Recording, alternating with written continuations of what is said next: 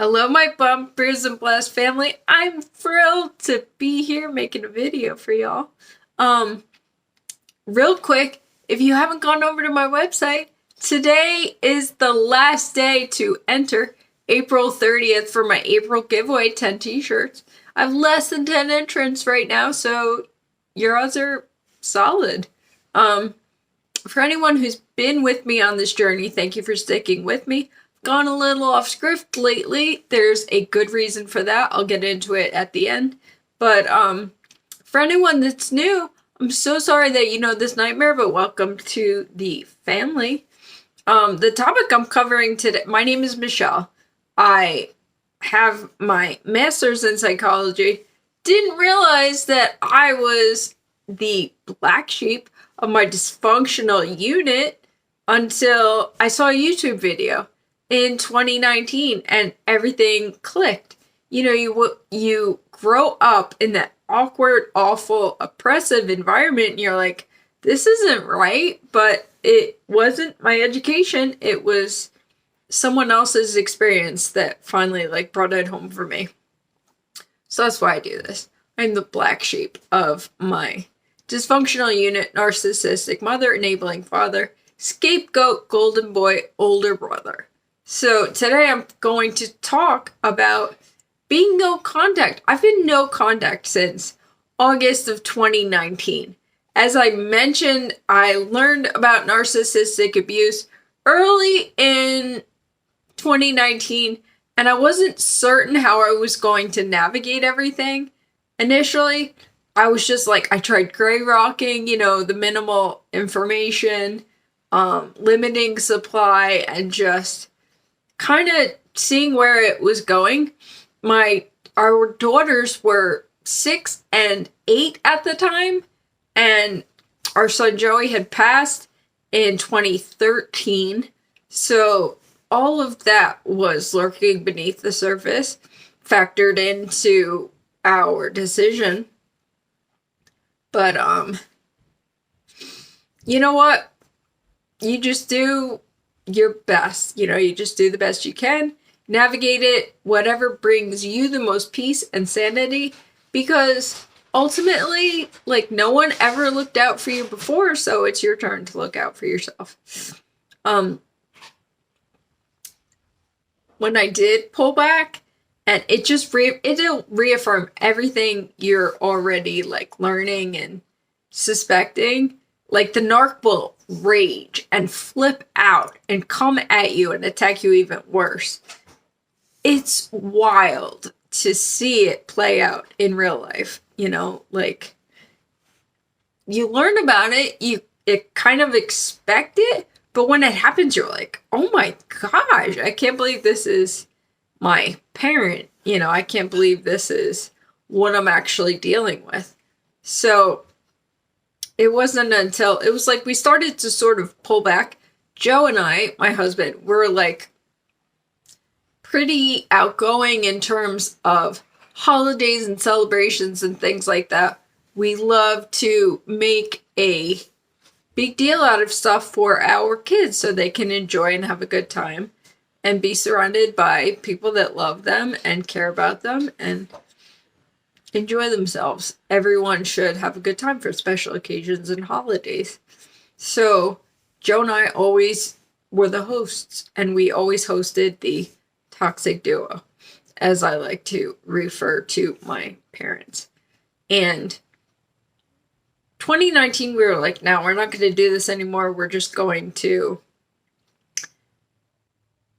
do what we want to do. For example, Mother's Day, Father's Day, we were you know what? We're not going to fall all over these people that don't give two flying flips about us. We're just going to stay in sweats, get sushi, stay home. That's what we did. Mother's Day, Father's Day, that was a big upset with the narc, of course, because everything is for optics for them. They need the bragging rights. They need to flaunt themselves and, just show up, and everyone's supposed to serve them, right? That's how they believe their children should function, as servants, essentially. But I digress. So August 2019, we finally just said, enough is enough. We deserve better. Our children deserve better.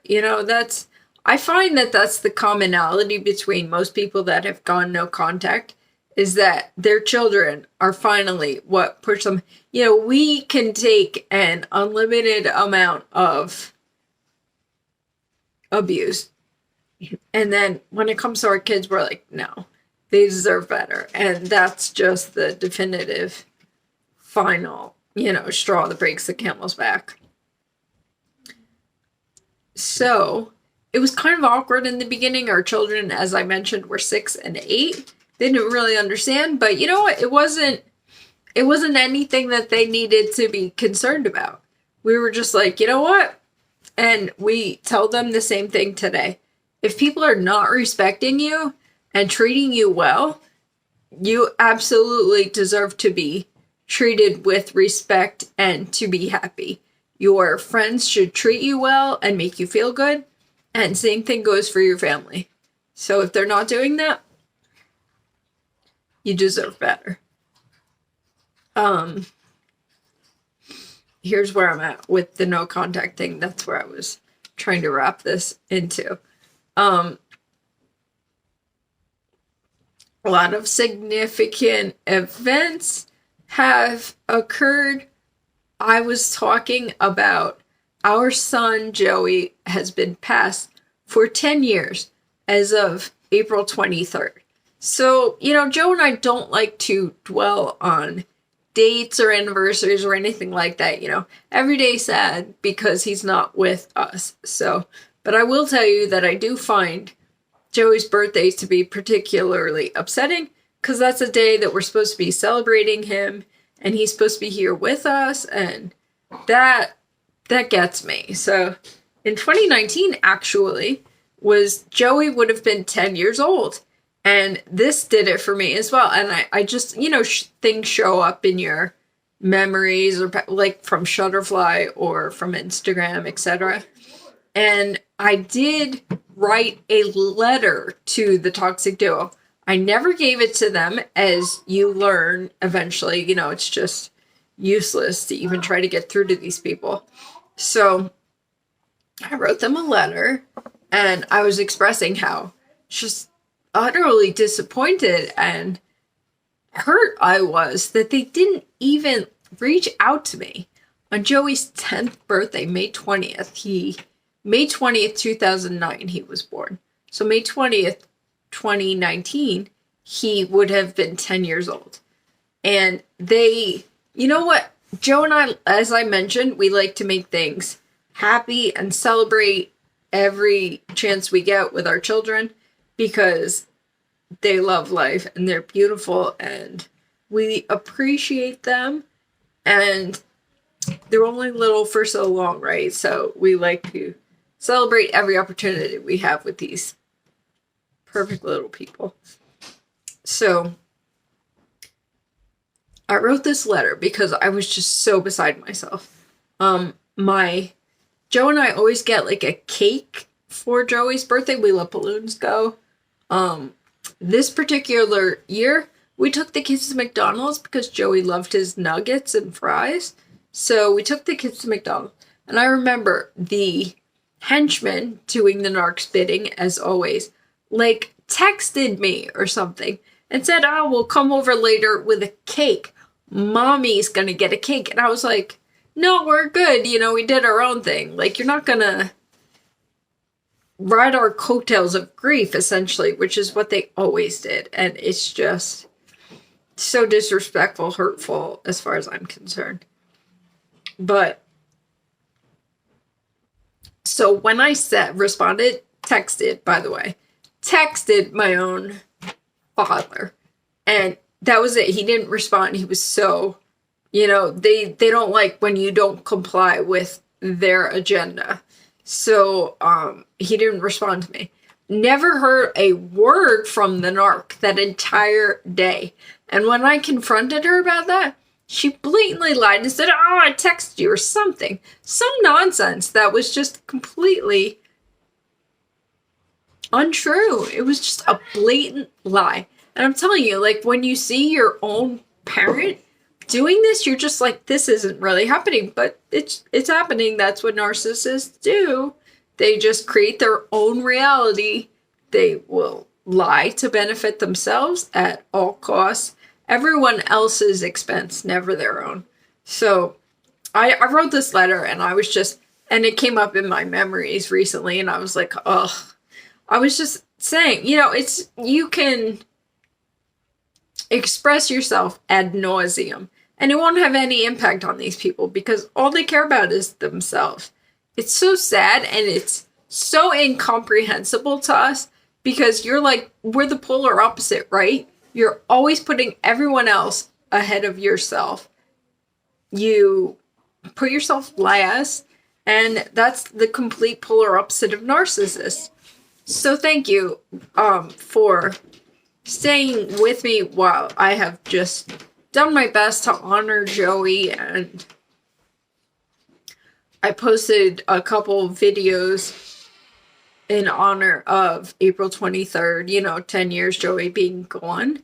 And everything I do is I honor this little boy and his memory forever till my dying day.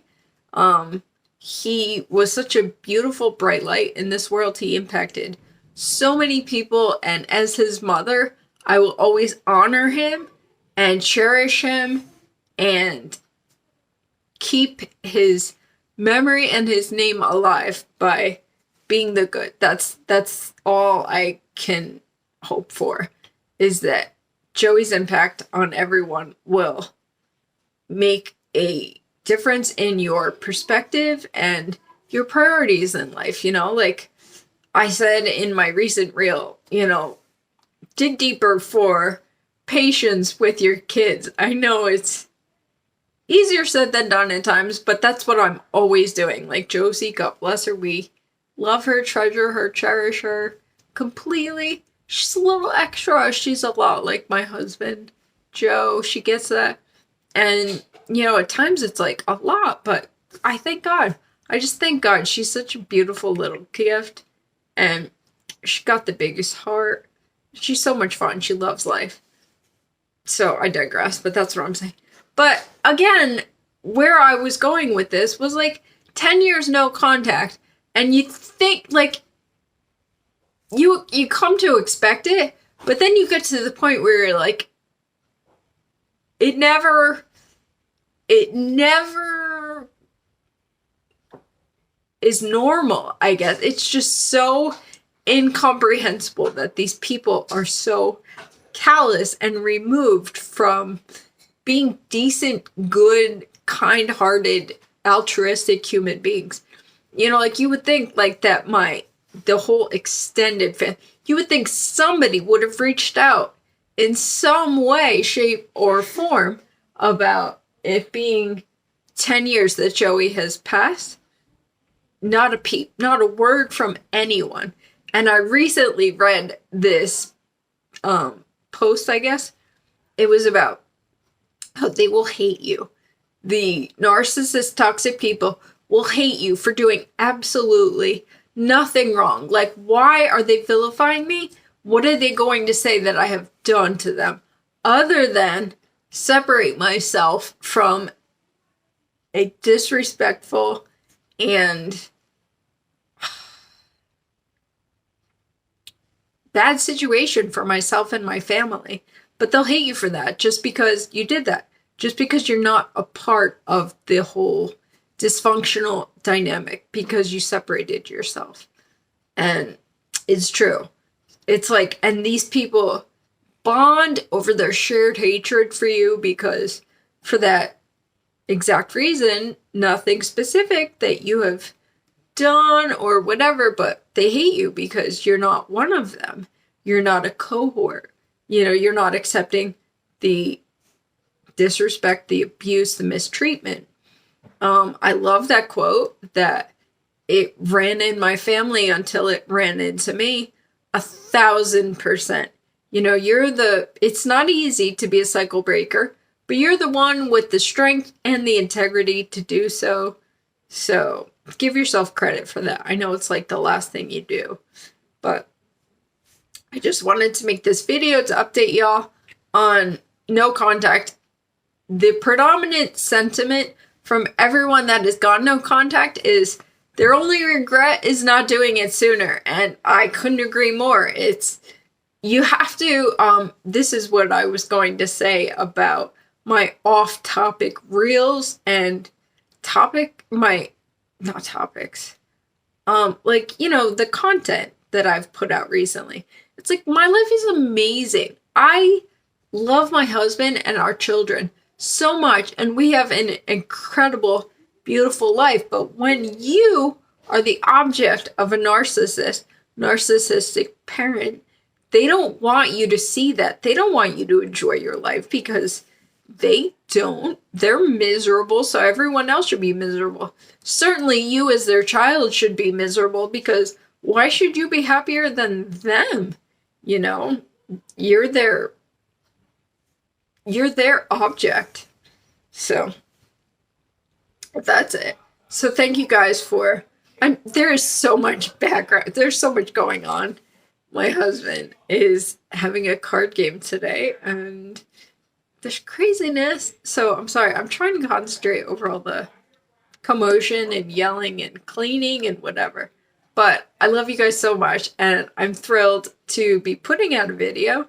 And if you've got no contact, God bless you. It's not easy, but it's amazing. It might be difficult at first, but it is worth it. It is worth your every effort. Your life is incredible. You will be surrounded by amazing, beautiful people that sincerely, genuinely love and appreciate you. And the narcs don't want that for you. They want you to be miserable like they are. So I love you all. Please check out my website and enter the contest for a t-shirt for the month of April. And my book should be coming out next month. Some publishing delays, unfortunately. But I love you all, and I'll be back soon.